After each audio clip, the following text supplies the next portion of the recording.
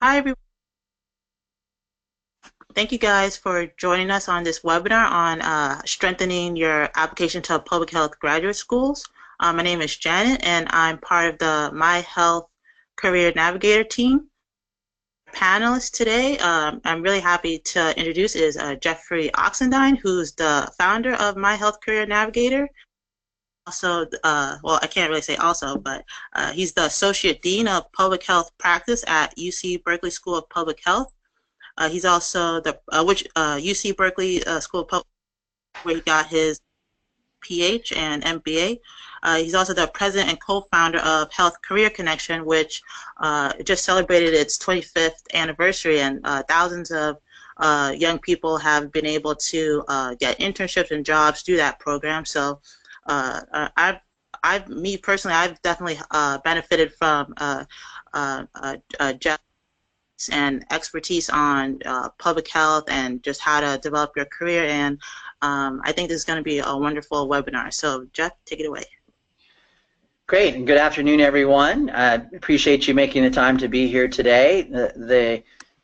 Janet, if you can go ahead and advance the slides, that would be great. So today we're really going to talk about applying and how you can successfully apply to public health graduate schools.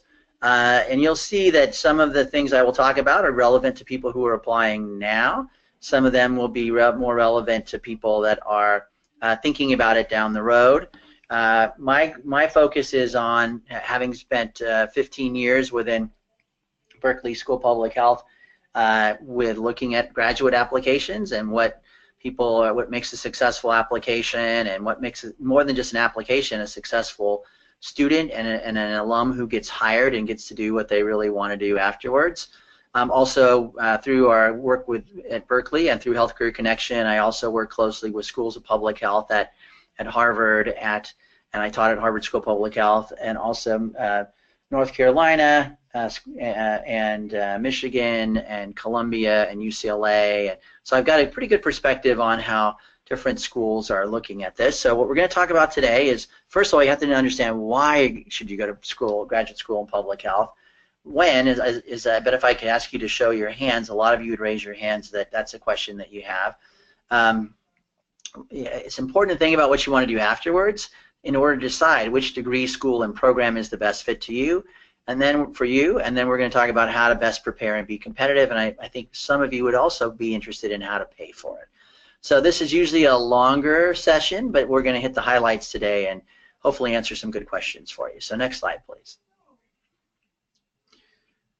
So why go to graduate school? I would love to have this interactive dialogue with you, but today I'm going to tell you that some of the key whys are that graduate school is a place to, unlike undergraduate, which was more of a general education, although you do have a major, graduate school is about developing the knowledge, the skills, the credentials, the relationships, and the opportunities that you really want to align with the direction that you want to go in for your life and your career. And it should be a way to improve your ability to be effective in your career and as a public health professional or a health professional who wants to see things through a public health lens. Graduate degrees are a way to make some more money and have more of an impact. It's a kind of one of these things that a graduate degree is really the entry-level degree for the most part in public health. You can get a job, and more people will with their undergraduate degree in public health or another area, but really graduate school takes you to the next level, and then it's a great accomplishment. It's a good life experience to have as well. But I really want you to hit home this issue of what you get out of a graduate program is your knowledge, skills, credentials, relationships, and opportunities, and those are things you want to really look at when you're picking a school, and you ask yourself, is this program and school and degree I'm going for going to get me where I want to go? What's not a good reason to go to graduate school in public health is because you don't have anything else to do, you're not sure what you want to do, so why not go back to school?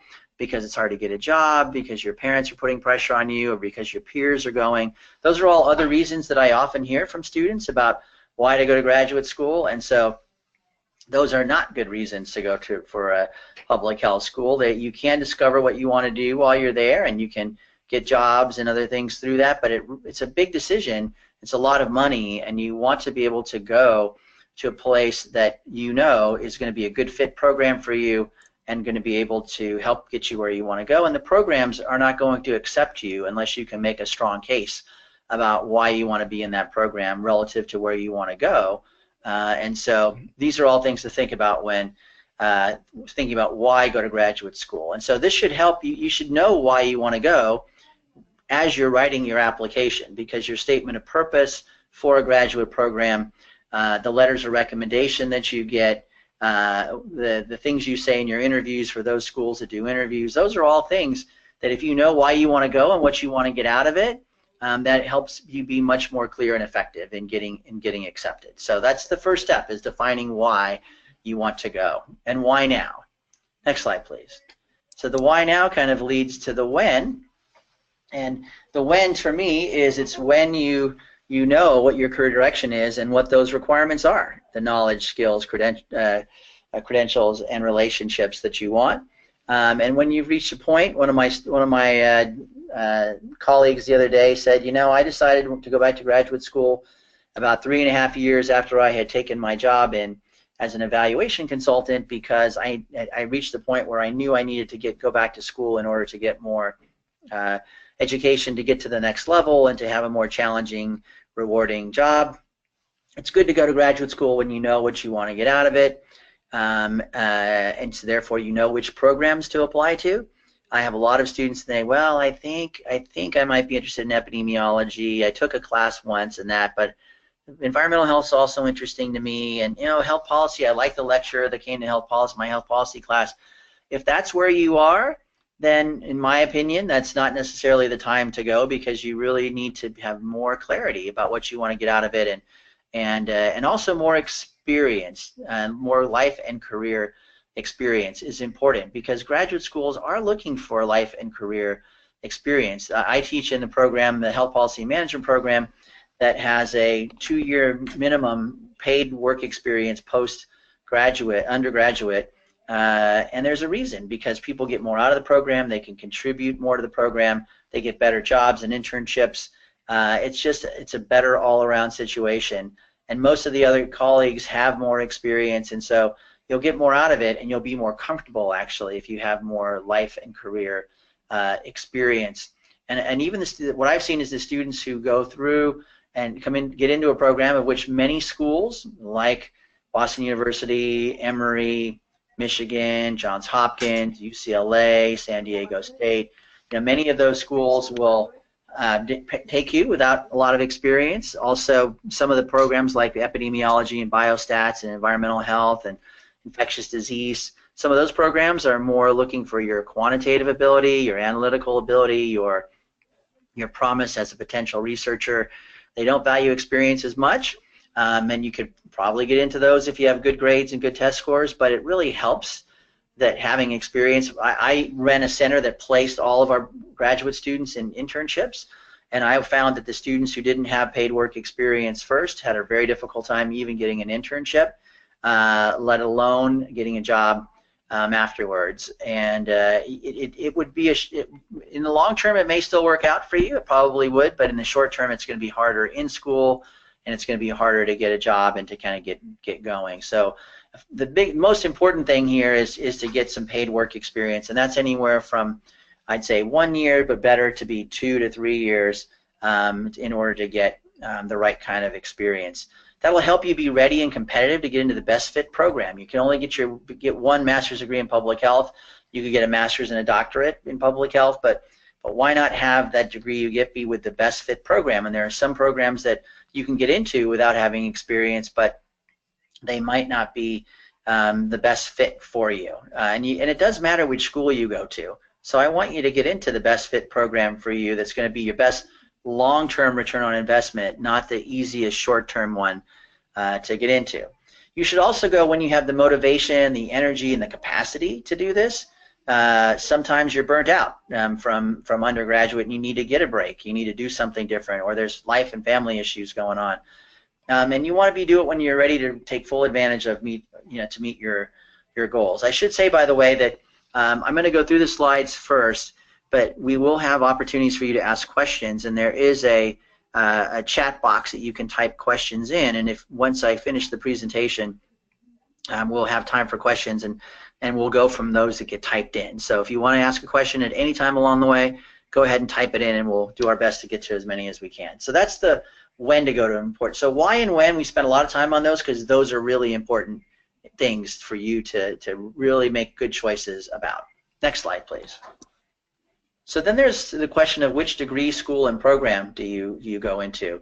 And I say those things because you're not just applying usually just to, hey, I'm applying to the Columbia School of Public Health, although that they do have more of a general degree with some certificate areas in that. But oftentimes you're applying for an MPH at UC Berkeley in health policy and management. So 3 things: MPH, UC Berkeley, health policy and management. I think I heard the other day that we have 47 different degree programs at UC Berkeley School of Public Health across our master's and doctoral programs. So that's one School of Public Health with 47 different degrees and multiple programs. So that's part of this figuring out why you want to go and when to go and knowing what you want to get out of it, because you've got to apply now. It's not like an undergrad when you applied to UCLA overall and then they picked you and then you got to pick your major. In this case, you're applying to a specific program, the Community Health Sciences program at UCLA, MPH, and then you've got to make the case, and they have different requirements and different expectations for people who apply in those different things. So that's an important consideration. And these are the different degrees within public health, and you can get the range of them from an MPH, and an MS is more of a Master's of Science for somebody who wants to be more in the research track within a school of public health, and particularly environmental health and biostatistics, I believe, have these MS type degrees. MHSA and MHA are both Masters in Health Administration, Masters in Health Services, Healthcare Administration roles. Those are for people who are more interested on the management side of things. And then there are the doctoral degrees, and DRPH is more of an applied professional leadership degree, whereas a PhD is more of a academic degree. I do need to say right now that you do not need to have a doctoral degree to be an effective public health leader. You need one if you want to be a researcher. But otherwise, an MPH and the other degrees here are degrees that senior leaders in public health have. It's a terminal professional degree.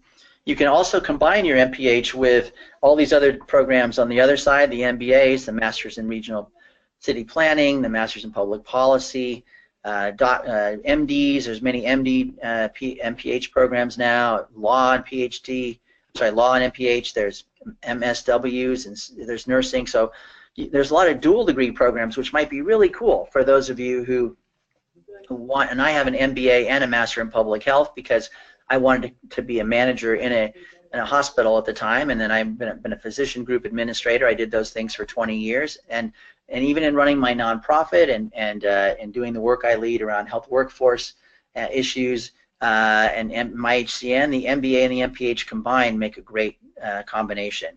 And so think about what you really want to do and which combination of degrees, school, and programs will best serve you. One thing to keep in mind, the dual degree programs tend to have a higher bar in terms of experience required. MBA programs in public policy, and some of those require more experience, more like 3 to 5 years of experience. And they also sometimes have a higher degree of test scores and GPA and things that are being looked at. But those are the degrees, schools, and programs, and you have to compare, because the MPH at UC Berkeley in terms of health policy and management might be equivalent to an MHA at the University of Michigan, which might be similar to an MHSA at Johns Hopkins or something. So you have to compare the two things and look under the hood and see what are the similarities and what are the differences and what are the best fits for why you want to go to school and what you want to get out of it. Next slide, please. So in choosing the degree, school, and program, these are other things to consider. You know, do you want to have, what kind of environment do you want to have? How important is the size and diversity? I don't believe that rankings are something you should go by in terms of a school of public health. You need to look at how the rankings are determined, but most of the time the schools with the top reputation, anything ranked in the top 20 schools of public health probably are all solid programs. You need to look for a good fit. for you. Think about where you want to live afterwards or where you want to live during school. Sometimes it's a great chance to go someplace else and try out a new geography. And for a couple of years, we have a lot of people who come from the East Coast who want to try out Berkeley, the Bay Area for a couple of years, and some go back and some stay. And we have people that from the Bay Area their whole life who go to Boston or New York or North Carolina, and so it just depends on what you want to do, and it's a great life experience. You also have to think about full-time or part-time or online programs, and one thing I would definitely have you consider is how important is it to be immersed in your program and take the most full advantage of it with your colleagues, with speakers, with faculty, versus have to work and be able to just do something in addition to that. I think the earlier you are in your career, the more I would encourage you to be able to, if you can, to go to a full-time program so that you can really fully immerse yourself and get the full value, because it's a life transformation experience also. It's but if you're more of a mid-career person or later in your career and you already are well into your career, you have a lot of other things going on, just getting the credential and doing it in an online or part-time way might be effective for you. So these are key considerations. We can talk later about that further. Next slide, please. The next is what do you want to do afterwards? So it helps to really think about, what do you want to do afterwards? Because some schools, and you need to ask, what are people from the program, school, and degree that I'm interested in, what do they do afterwards? These are more health policy and management related paths, but there are different schools that some people send more people into governmental public health, some people send more people into academia, some people send more graduates into health systems or safety net, or some programs send more people into consulting, devices, that kind of thing. So you need to think about what you want to do afterwards, and then which degree, school, and program will be the best way to get you there. Next slide shows some other types of things that are less health policy management. These are other kinds of organizations that you might be able to work in, and you can see it's a wide range from people who want to work in global health, and there are some schools that are better at global health than others. They have more contacts, they have more internships, and they have more postgraduate job placement because of where they're located, and their faculty are more interested than others. And those are things, if you want to go in global health, you should figure that out and do your homework to make sure that everybody's going to have a global health program, but some are going to be better than others at that. And I would think about this whole aging and elder care area. We're going to have a tsunami a silver tsunami, they call it, of people that are 10,000 people a day are becoming 65 years old. And so in your careers, you're going to be looking a lot at working with healthy aging and care for aging, and so I encourage you to think about that as a path and look for programs that might have that. Next slide, please. Why public health? Some of you that are thinking about this still, public health is really about social justice. It's about making a difference by doing well, by doing good. Don't let anybody tell you that you can't do well by having an MPH degree. The average starting salary of our Berkeley MPH students is $74,000 a year, and some of the people with the dual degrees are making over 6 figures to start. So there are people who make a lot less because of the setting they're in and the discipline of public health they're in, but you can make a choice about which path you want to go. And there's a huge need. We're going to need 250,000 more public health workers in the next 10 years. A lot of people are retiring, and we definitely need more people from all racial and ethnic backgrounds, but particularly our emerging majority communities like Latinos and African Americans and many different Asian cultures. We need more and more people from those groups who know the culture, the language, the community, who have a commitment to those groups to go into the area. We need more people from rural areas to be focusing on public health. There's really rural health workforce challenges and shortages, and you can do well by doing good and make a big difference. So it's a great field to be going into. You can pursue your passion and make a difference. Next slide, please. These are you can also combine clinical care and public health, and these are ways this is in health policy and management, but you can do that, and basically the most effective clinicians going forward are going to be people who have public health plus a clinical background, because the way the world is going to be going towards more value-based care that's going to provide incentives to keep the population healthy, to focus on social determinants of health, to use data that's generated from electronic health records and other systems to better make decisions and do prevention work and help improve the health of populations. And so there's a lot of these different things you can do if you combine clinical medicine of some kind, clinical care, with this is health policy management, with public health in general. Next slide, please. So those are all the things that you can do, and you should think about what do I want to do afterwards, what's the best school degree and program for me, and then why am I going now, what do I want to get out of it. So now let's talk about how you can prepare and be most competitive. Next slide. So graduate schools are looking for these things, and it's important to think about your overall package and the story that you're going to be able to tell, because schools are looking more holistically at applications these days. They want well-qualified people who can basically put together a story to say, this is what I want to do, this is why I want to do it now, this is why I want to come to your school and why I'm a good fit for you and you're a good fit for me. This is how I'm going to contribute to your school while I'm there, and this is how I'm going to contribute to the field afterwards. And they are looking for people who can do that in a statement of purpose. That's sort of the formula that I just outlined is kind of a statement of purpose. It's not a formula, but it's maybe an outline that I would encourage you to consider. Sort of what are you doing now and how did you get there? Where do you want to go based on your experience and your passion and your values? And then why that school degree and program and why now? And then why should they pick you? Statement of purpose is to me one of the most, if not the most important thing. You have to write a strong statement of purpose that tells your story, has your authentic voice come through, that's really well written, that doesn't have grammatic and typos, and that can be done very concisely and compellingly, like a page to a page and a half, or you have to write essays that fit within character limits now. So this is something you've got to work on over months. This isn't a last week before it's due. And I would spend a lot of your time on a statement of purpose. I'd have people read it who know you well and see if the main points you want to have jump out. I'd also have people look at it for grammar and editing and take constructive criticism. And I'd have people look at it who know something about what admissions committees are looking for. And so think of people in your network that might be willing to look at that for you.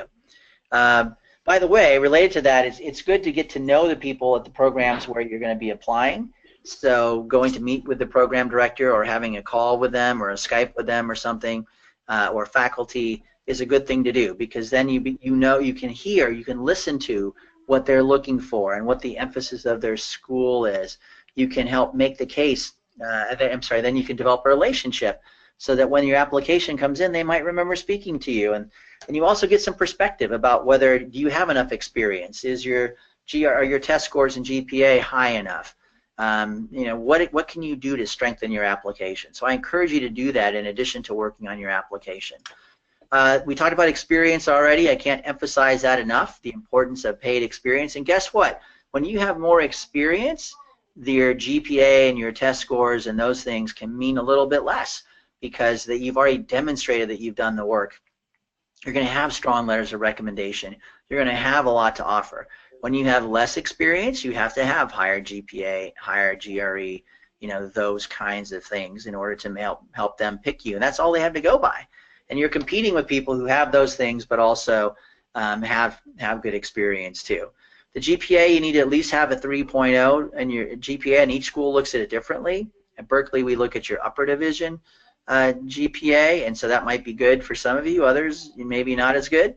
But it allows you to have had a bad pre-med or other kind of experience to start out, or some rough times in college. They want to see the trend line going up. More competitive for top schools are probably in the 3.3, 4 and above, but you can definitely get in, and you can get in even if you have less than 3.0 with a letter of exception, but it helps to then have other strong things going for you, like your work experience and strong letters and something unique about your background. The GRE is important. You need to do well enough. Some schools and some programs and degrees value it more than others. Generally, the epidemiology and biostatistics and environmental health and some of those programs may want to see higher test scores, particularly on the quantitative side of things. But all schools are going to look at it. some weigh less.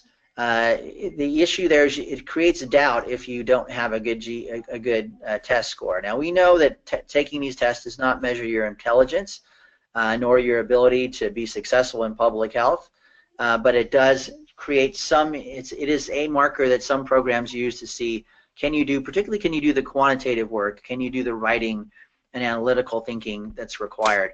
So you need to give yourself enough time to take the GRE more than once, and most schools don't penalize you for that. They take your highest set of scores.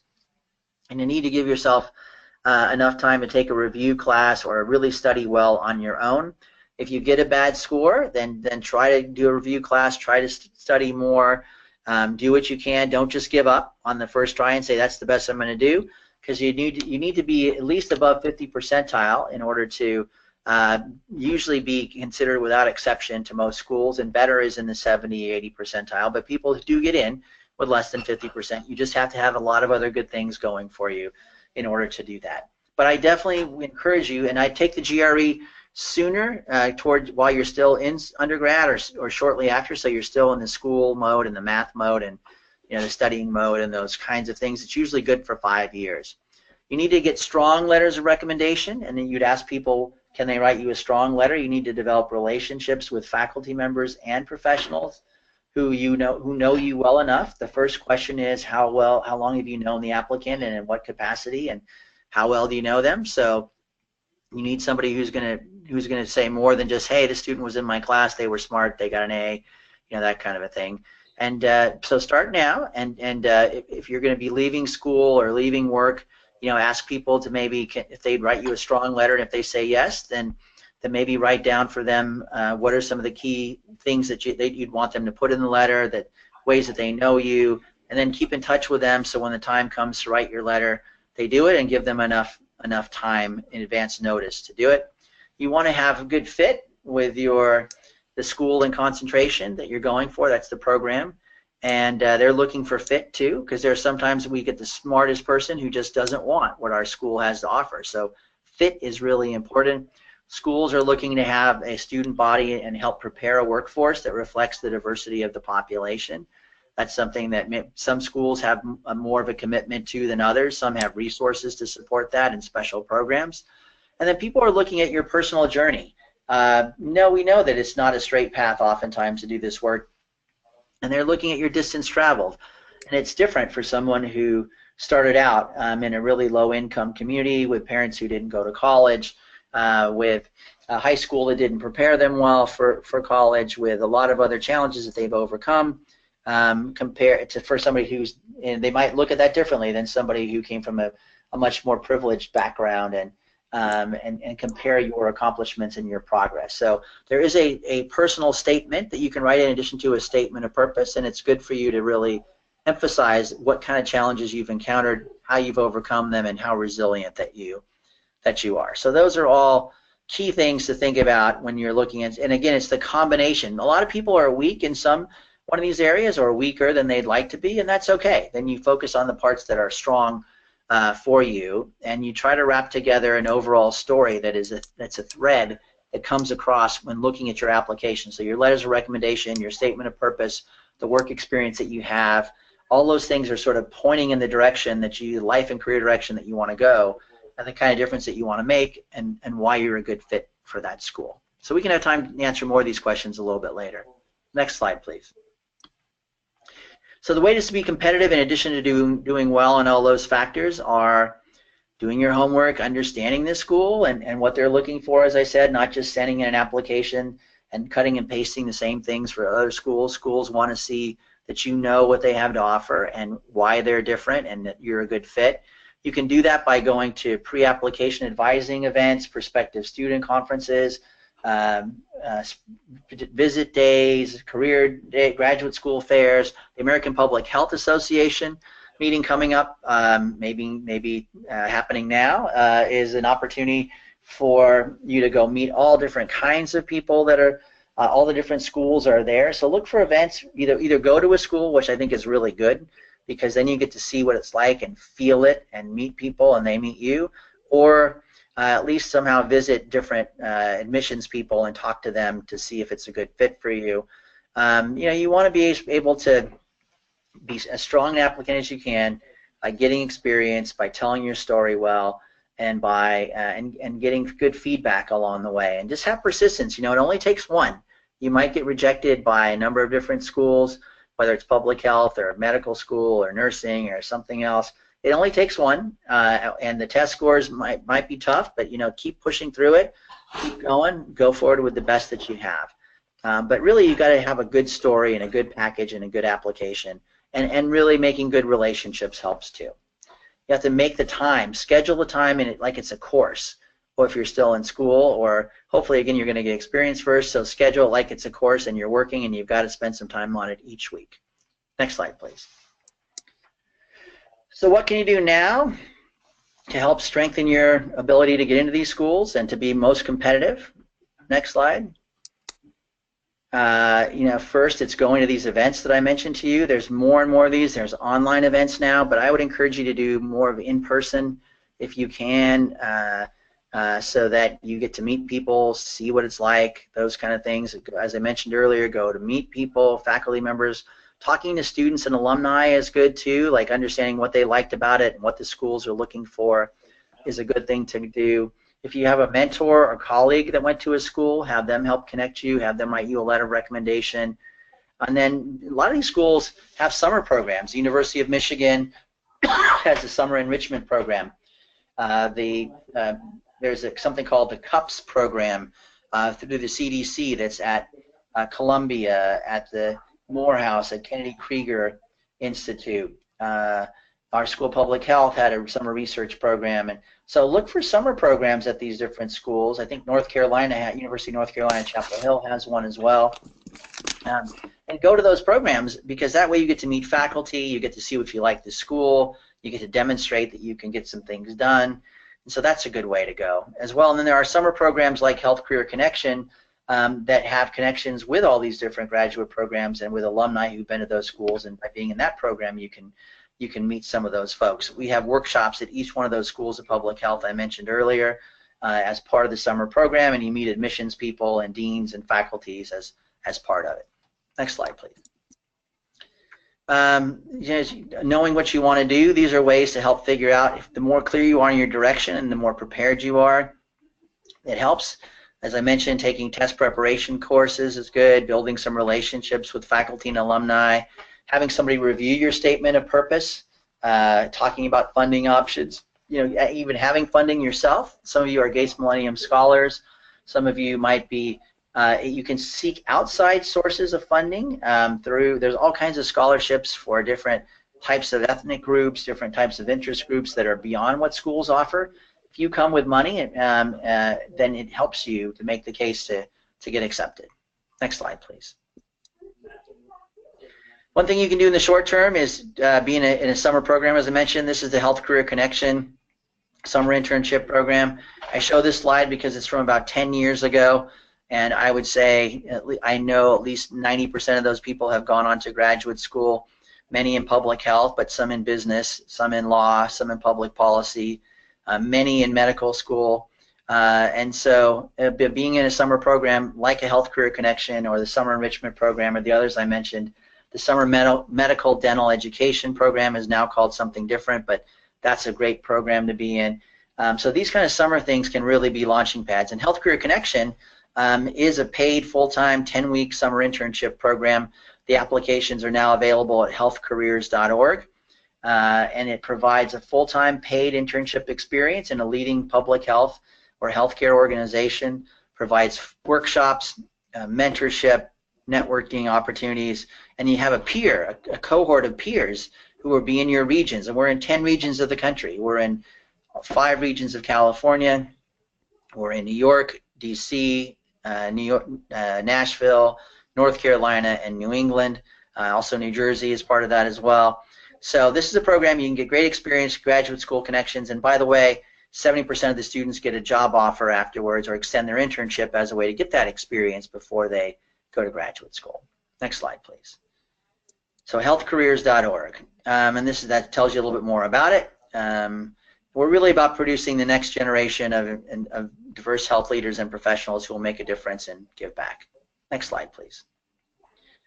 These are some of our partners for HCC, as I mentioned before, both medical school, public health schools. So you'd make connections with all these. Next slide. At MyHealth Career Navigator, not only do we have this webinar, but we have blogs. There are blogs on writing your statement of purpose, on doing your resume. There are blogs on getting experience. There's a great blog from a couple years ago on getting experience before you go to graduate school. We have job postings and internships. We would review your statement of purpose for you and some of those kind of things. So take advantage of MyHCN like you are doing now. Next slide. Big thing now, some of you might think about, is how to pay for school. And we're going to be talking about this, and then we're going to be moving on to your questions. So how do you pay for school? And your job is to get accepted to school. A lot of people think, oh my gosh, I can't apply to a school because I won't be able to afford it, or I can't even go into this field because it costs too much. And I know that it's a real issue and that school costs a lot and that you don't want to take on debt. Some of you have undergraduate debt. Some of your families are very debt averse. And sometimes public health doesn't sound like a big return on your investment. But there are many ways. The ones on the that start with merit and down there are all things that there are scholarships that you don't have to do any work for. You just you have to get into the school, make the case why what you want to do, and that either because of your track record academically, you might get a merit-based award based on your GPA or your test scores or the combination. Oftentimes experience is looked at positively there as well. But there are also need-based awards based on your financial need, and you have to fill out the FAFSA form to demonstrate your need, but also in your personal statement and statement of purpose, you can write about the background that you've come from and the challenges you've overcome and what your financial needs are. There are mission-based awards, like at Berkeley School of Public Health. We have an award from Kaiser Permanente for people who are willing to serve underserved communities. And there are scholarships that you can get, 2-year scholarships that will pay a large amount of your tuition and fees, and you also get some special mentorship and things.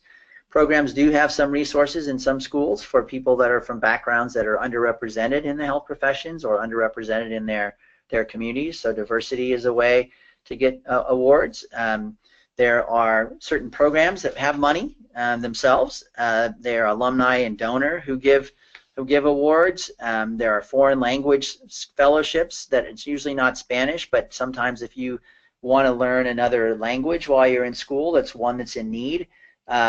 Foreign language assistance scholarships are ones in which you get full tuition and a stipend in some cases as well. A lot of people don't apply to those, but that's something for you to be aware of.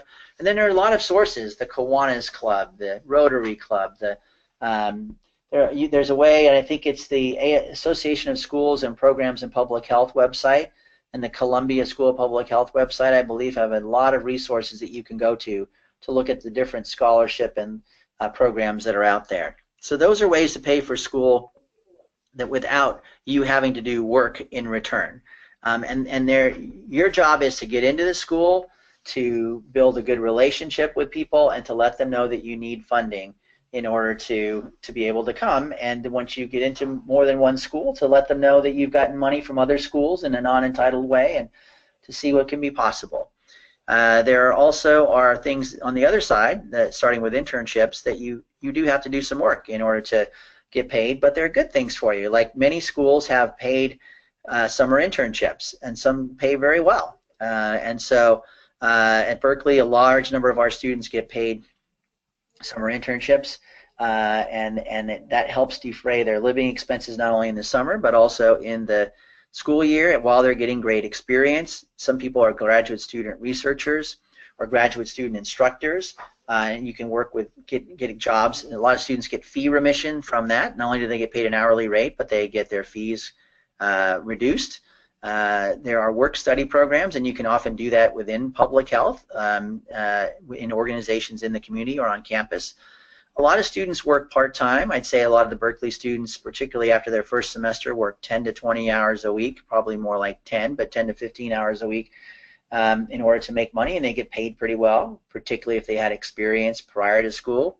And then you can always take out loans, and it's a good return on investment. This is a degree. If you go to a good degree school and program that fits who you are, it will pay off for you in terms of being able to do what you really want to do going forward, and you'll do well by doing good. So there's a lot of ways to pay for it.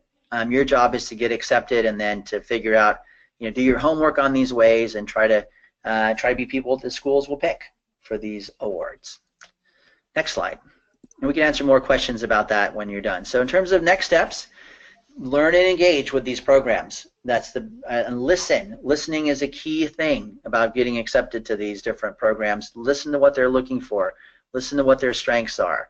Listen to their advice about how you can best prepare. Look at the previous MyHCN webinars and blogs, as we talked about. Decide on your direction that you want to go down and the steps to choose that, or to get that experience to help you. And get experience will not only help you figure out what you want to do and earn some money to start paying off those loans, but also make you a much stronger, more well-informed candidate for graduate school.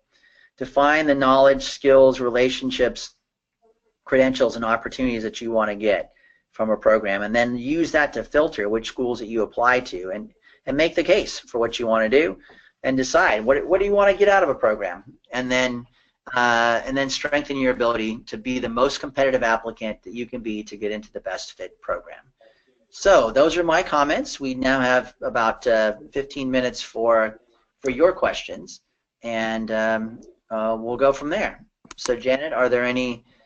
So I hope this is helpful to you. This will be recorded, so you can listen to it again. It'll be available on the MyHCN website. Tell your friends also to check it out, and your advisors. But what questions do people have? Yes. Let me check. Yeah. Hopefully, yeah. Please send in your questions. Okay. So this is from Jeff. Can you hear me? I can hear you just fine. Yep. Okay, great. So this is from Carolina Jimenez.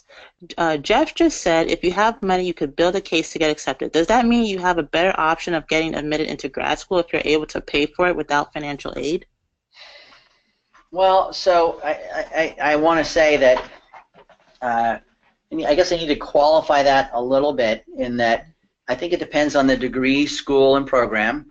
I think for doctoral degree programs, if you are somebody who is fundable or has funding already, oftentimes doctoral degree programs in public health, PhD or DRPH programs, they're looking for people who either can bring some of their own funding, or that the faculty can fund as part of their research, and because they're aligned with the interests that the faculty have, and they can contribute. I think if you are a master's degree student, I think it matters a little bit less, a lot less probably, about getting accepted, although sometimes if schools are down to the wire and they're looking at people, it's not going to help you if you're not qualified already and a good fit for that school. It may help you if you're on the bubble, and there are a lot of people, when they look at applications, who immediately get in. There are a lot of people who immediately don't because they're not qualified, and then there's a lot of people that can go either way. And sometimes if you're really well qualified and it comes down to it, and they can see that you have some funding that you've secured already, that it won't be a barrier for you to come to their school, and or that will allow them to have resources that might help other students, then it might help to some degree to help make the case. But you have to still be really well qualified and competitive, and somebody they would take anyway. It just is like, again, if it's choosing amongst a whole bunch of people they could take anyway, it might help a little bit for a particular school. But it would for sure help you to be able to know that you could afford to go to that school, and that you would likely come. And it does make a difference sometimes for people who are moving across the country. People will say, wow, this person already has resources, so maybe they will come, rather than they would only come if we give them a big package to move across the country, that kind of thing. Great. The next question is from Angelica Durazo, and she says, I was very shy to get to know my professors in undergrad, and therefore I don't feel that comfortable asking two professors for letters of recommendations. What can I do about this? Yeah, that's a common thing.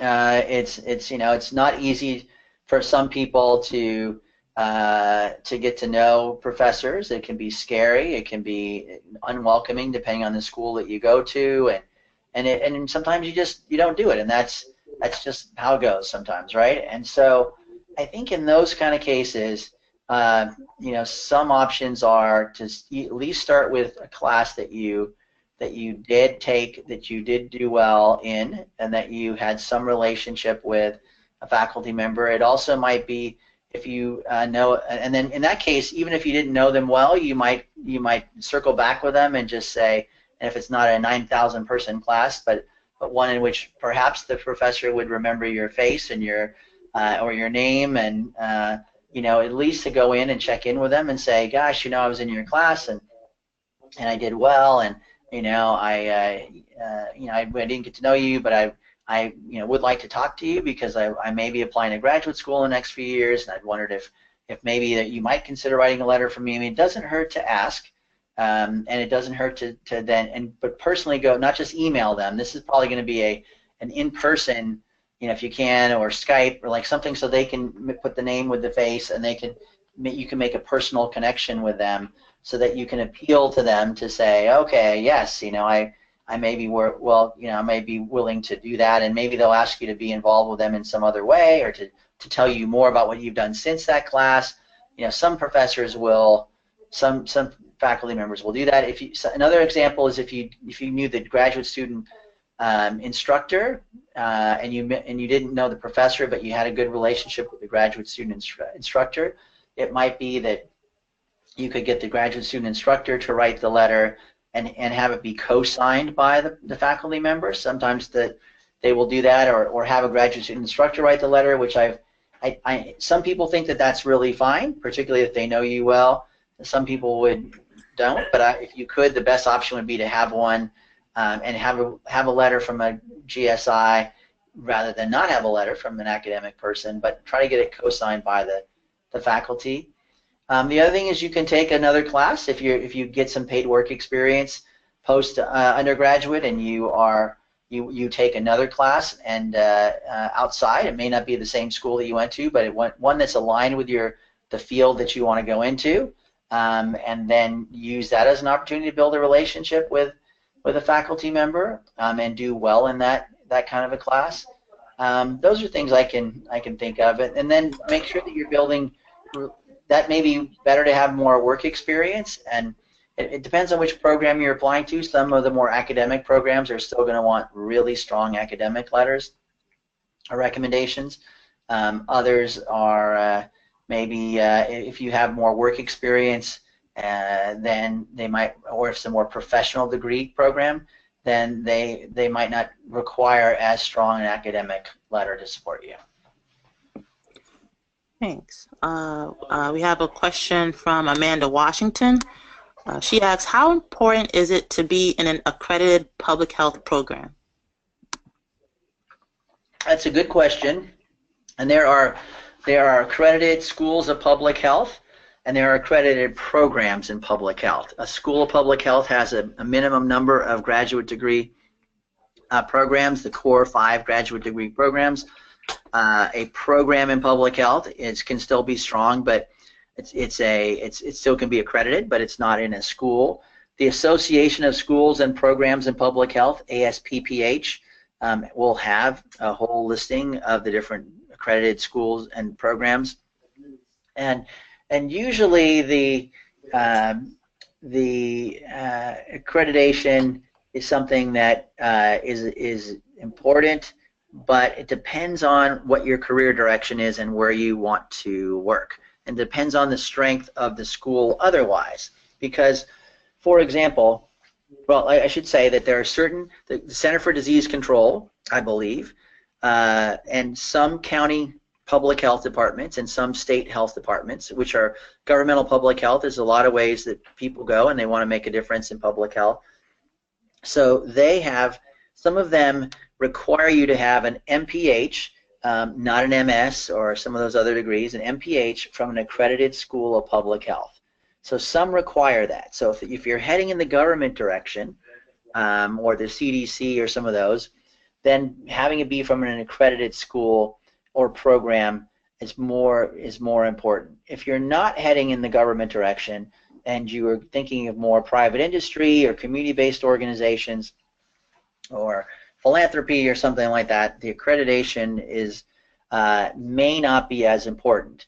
They are looking more at probably at the reputation of the school and of the alumni that come out of that and the graduates that they've known over the years and the faculty.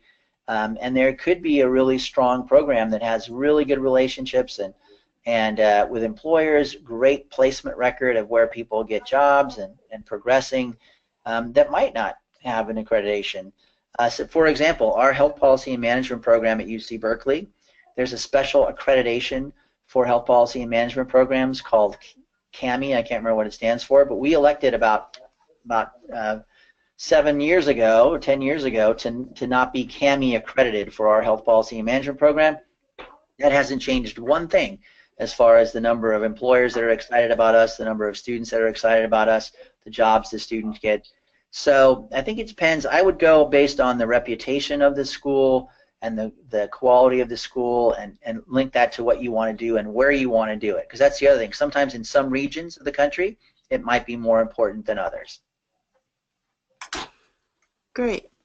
Let's see. Most Vanessa, of the top schools of public health and programs in public health are going to be accredited anyway. right. Sorry, Janet. Go ahead. Oh, no. Thanks, Jeff. That's important to know. Okay, so Vanessa Alvarez says, thank you, Jeff, for your presentation. I have a question regarding applying to programs that are not ranked as top programs. I'm interested in applying to California State University programs. Mm-hmm. Okay. And I guess I would ask you, and if we could have a conversation, I would ask you, why are you interested in applying to those programs? And what is it that you hope to get out of it? The whole presentation that we had today is kind of is a good thing for you to think about. Like, is that program going to get for you the knowledge, skills, credentials, relationships, and opportunities, you know, that you want to have?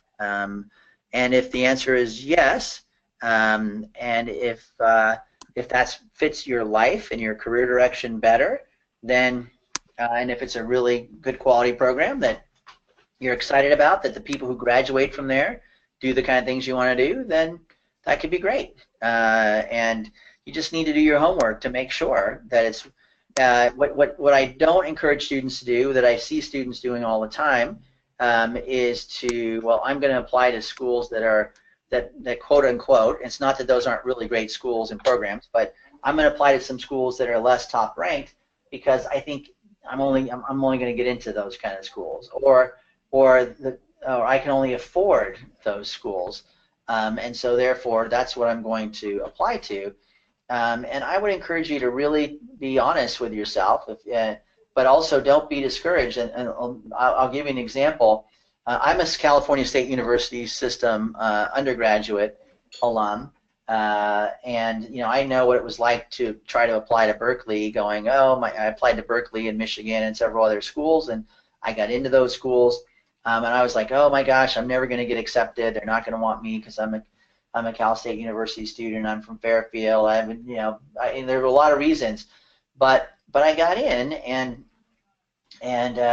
and my experience there was really valued. I did apply to some state schools as well, and so I guess don't sell yourself short. If it's really a great school fit for you based on what you want to do and where you want to live, great, then go for that. But if you're doing it because you don't think you'll get in or you don't think you can afford it, I encourage you to also apply to some other schools and test the water. In medical schools, the number of Cal State University, the rate of Cal State University graduates getting into medical school is the same as UC, but the numbers are much smaller because the CSU students don't even apply to medical school, so they don't even give themselves a chance to get in. So your job is to go for it and put your best foot forward. So anyway, a long way of saying, if it's the right program for you, then that's great. Then go for it. But if it could be, and others might be too, then I would go for a combination. I would try some state schools and some other schools, and then see what you get into, and then make your choice. And let them choose for you. Don't self-select yourself out of applying to a school, because guess what? The chances of getting in if you don't apply are zero. the chances of getting in, if you do apply, you've got a chance. So give it a shot. But there are many fine CSU-related programs in public health. Great. Only one school, that would be San Diego State, but the others have programs. Great. So Denise Ruvalcaba asks, how do you go about choosing your emphasis specialty program? I'm interested in a few, and I'm not sure how to choose. Hi, Denise. Nice to hear at least a question from you, at least. It goes back to, I think, your career direction and saying, hey, which direction am I going in? What do I want to do after school? That's why I had that laid out. What do I want to do after school? And then back to that, what knowledge, skills, credentials, contacts, and opportunities do I need to get from that program? And also think about what you like and what you're good at and enjoy doing, what your values are, because you might you have to think about it. If epidemiology is going to be more analytical, quantitative based, more focused on assessment and research and analysis, and really important. And if that's what you like to do and who you are, then that's outstanding, right? But if you're like, well, I like those things, and I like working with numbers, and I like working with data sets and that stuff, but I'm also really passionate about nutritional issues and how to help people, how to help populations have better access to healthy food and better food policy and behavior change around helping people to address obesity. Well, then maybe you have to decide, am I more interested in nutrition as a public health professional or epidemiology? Or and then there are some maternal child health is another area.